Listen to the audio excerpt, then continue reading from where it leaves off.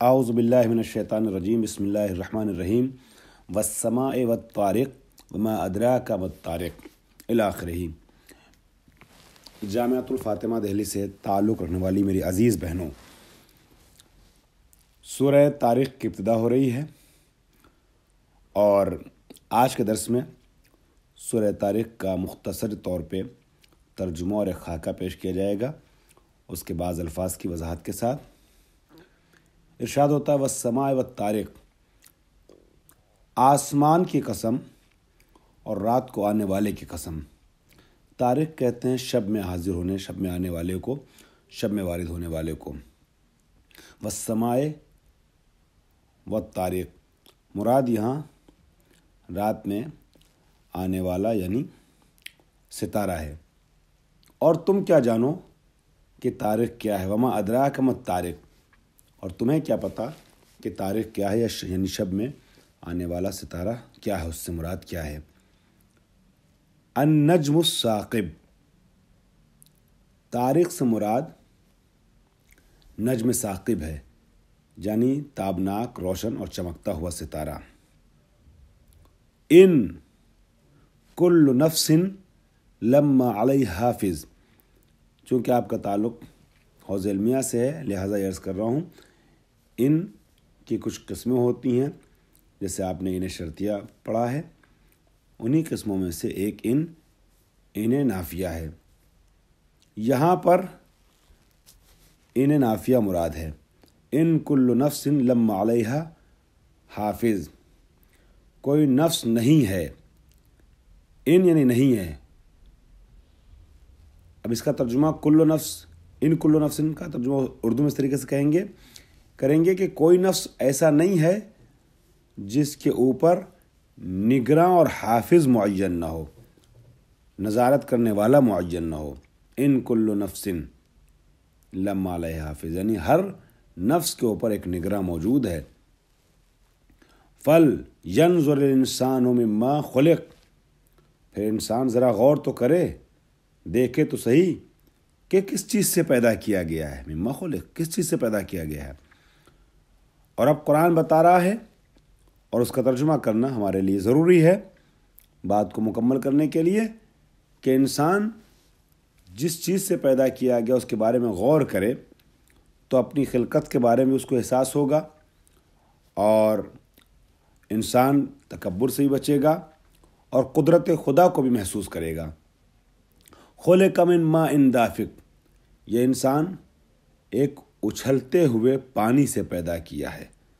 دافق، اچھلتے ہوئے پانی سے، ایک پانی سے بنایا گیا ہے۔ تخرج من بین الصلب والترائب، یہ پانی جو نکلتا ہے یہ صلب اور ترائب، پشت اور ہڈیوں کے درمیان سے نکلتا ہے۔ میں ذرا سی وضاحت ابھی آگے کروں گا ترائب کی۔ صلب اور ترائب سے یہ پانی نکلتا ہے۔ انہو علی رجعہ لقادر، اے انسان تجھے ایک اچھلتے ہوئے پانی سے پیدا کیا گیا ہے جو پیٹھ اور سینے کی ہڈیوں کے درمیان سے نکلتا ہے۔ اب ذرا غور کر اپنی خلقت کے بعد خالق کے بارے میں۔ یقیناً وہ خدا، انہو علی رجعہ لقادر، بے شک وہ خدا انسان کے دوبارہ پیدا کرنے پر بھی قادر ہے۔ وہ خدا کہ جس نے انسان کو پہلی مرتبہ خلق کیا، وہ دوبارہ بھی اس انسان کو پلٹانے اور خلق کرنے پر قادر ہے۔ یوم تبلی السرائر فما لہ من قوت ولا ناصر، قادر ہے خداوند عالم دوبارہ پیدا کرنے پر۔ کس دن؟ جس دن رازوں کو آزمایا جائے گا۔ اسرار، سرائر، اسرار برملا ہو جائیں گے، ظاہر ہو جائیں گے، ان کی آزمائش ہو چکی ہوگی، تو پھر نہ کسی کے پاس قوت ہوگی اور نہ کوئی ناصر و مددگار ہوگا اس کا۔ وہ دن ایسا ہوگا کہ جب انسان بے قوت ہوگا، دنیا میں کتنا غرور کر لے، اپنی طاقت کا گھمنڈ دکھا لے، لیکن ایک وقت آئے گا کہ جب یہ انسان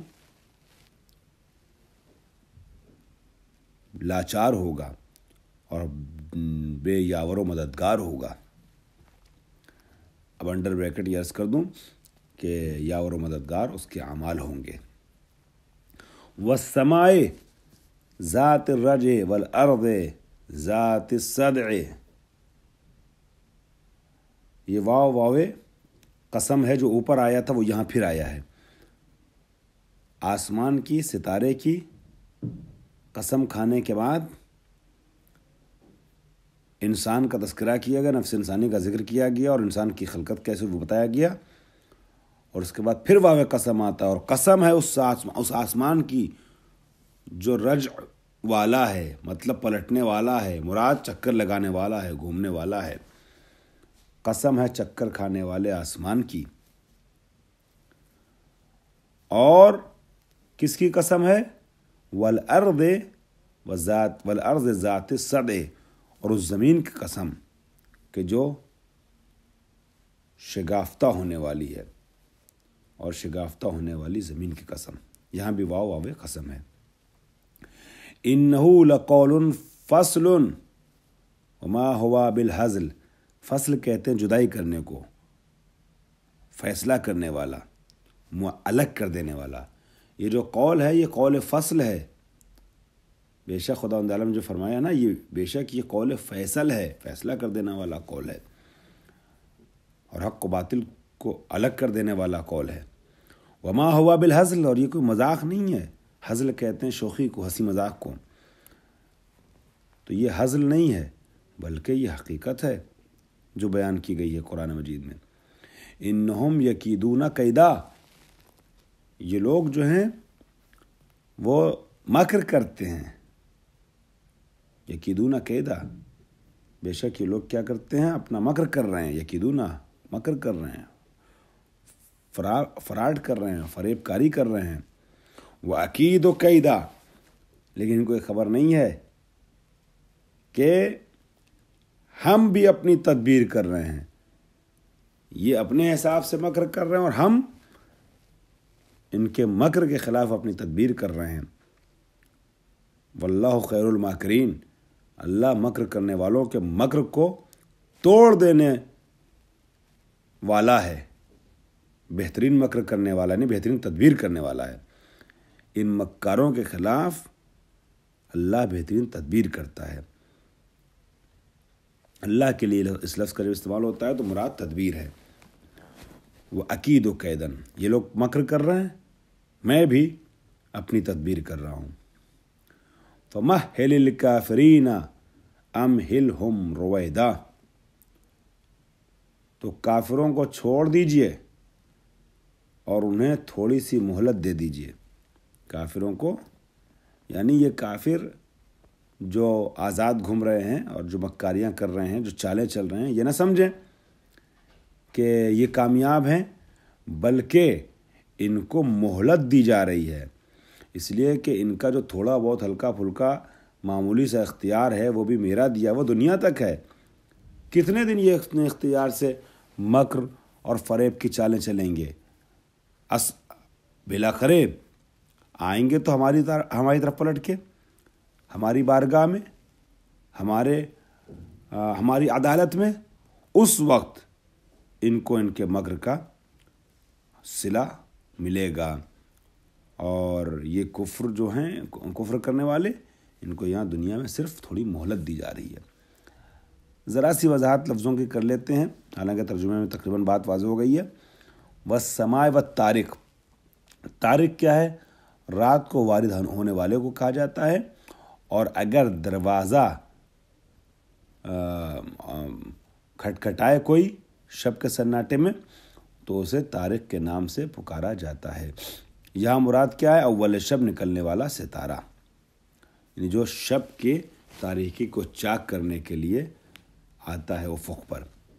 ثاقب یعنی چمکدار، اور شگاف پیدا کرنے والا، نفوس پیدا کرنے والا، ثاقب اس کو کہتے ہیں۔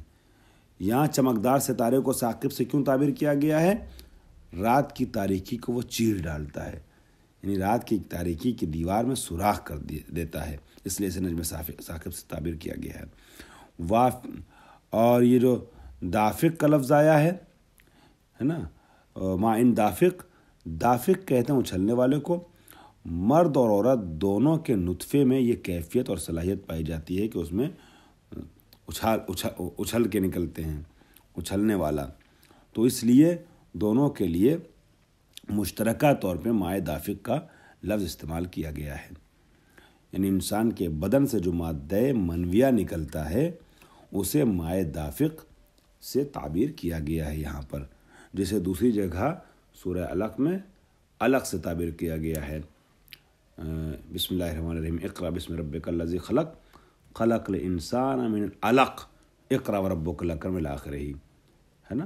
انسان کو علق سے پیدا کیا گیا۔ علق سے مراد وہی ہے مادہ منویہ جس سے نسل بشری آگے بڑھتی ہے، اور مائع دافق سے مراد بھی وہی ہے۔ صلب کیا ہے؟ صلب پشت کو کہتے ہیں، پیٹھ کو کہتے ہیں۔ ترائب انسان کا ایک سامنے کا حصہ، ایک پیچھے کا حصہ ہے۔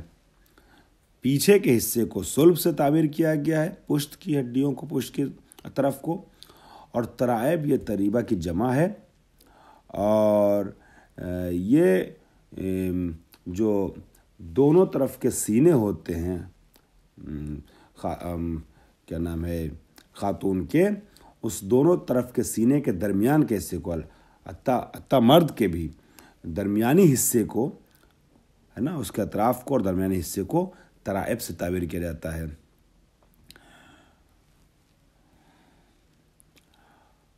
تو سینے کے درمیان کے حصے کو، ٹھیک ہے، عورت کے یا مرد کے تمام اطراف اور اعضاء جسمانی کو، اعضاء اور جوارح کو ترائب سے تعبیر کرتے ہیں۔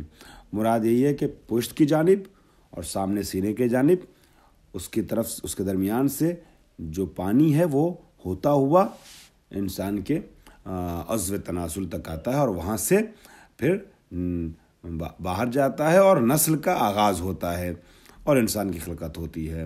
اسی کی طرف یہاں پر اشارہ کیا گیا ہے۔